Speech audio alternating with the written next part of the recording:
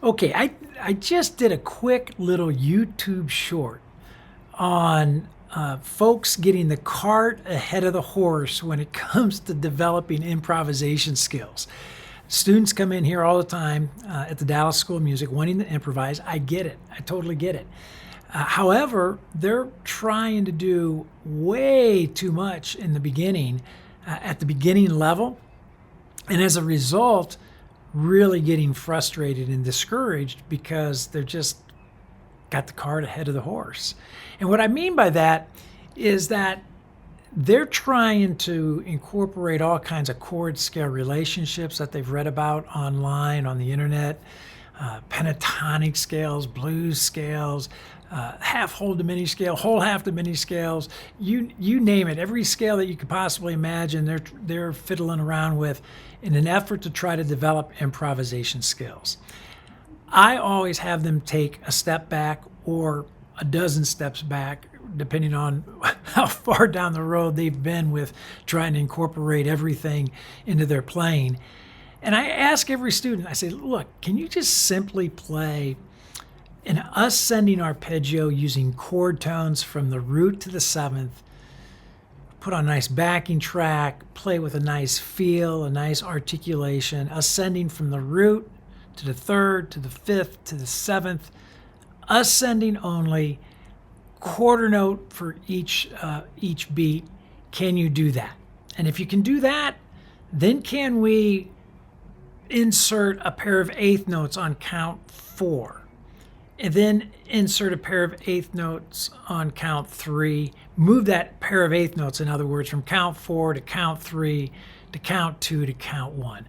All ascending arpeggio motion using just simply quarter notes at first, then a combination of quarter notes with a single pair of eighth notes. And can you do that with the proper jazz articulation in time with a great feel? Can you do that? 99.9% of the time, they can't. But yet, they got the cart ahead of the horse. They're trying to do all this other stuff that they've heard about and read about, and they can't even do that. So let me model for you what I'm talking about, because if this applies to you, which I know it doesn't, but if it does, then you may want to try this as well. Let me go to the piano, and I'm going to start with just a simple pair of quarter notes. So you'll get the idea. So here we go. Nice swing groove.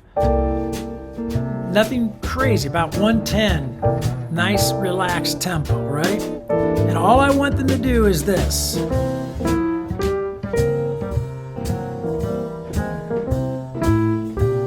Without rushing. With just a nice feel, right? Nice and relaxed. Then we'll add a pair of eighth notes on count 4.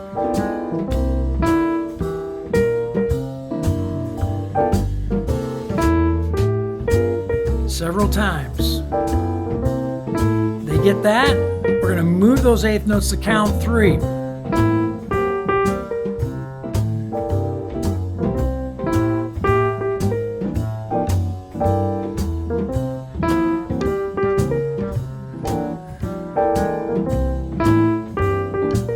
Now shift them to count 2.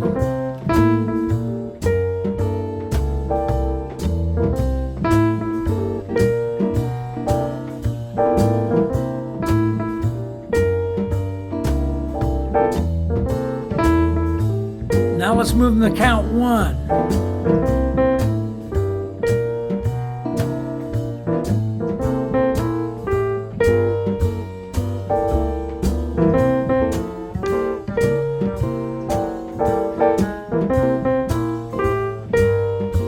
And that's it. Such a simple little exercise, right? Quarter notes and eighth notes. Yet, most can't do that. They can't do it. They're trying to do everything else when it comes to improvisation, but they're having a difficult time doing that.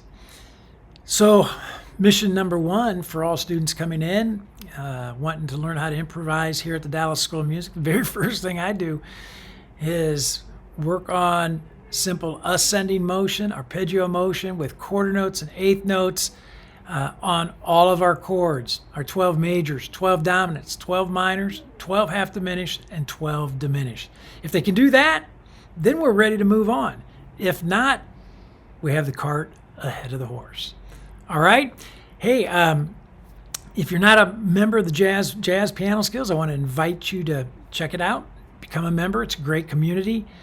Podcast every week, tons of educational content and material for you to utilize in your jazz journey.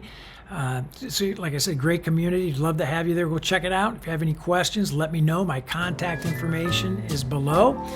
And always happy to help you discover, learn, and play jazz piano. So until next time, enjoy these simple arpeggios with quarter notes and eighth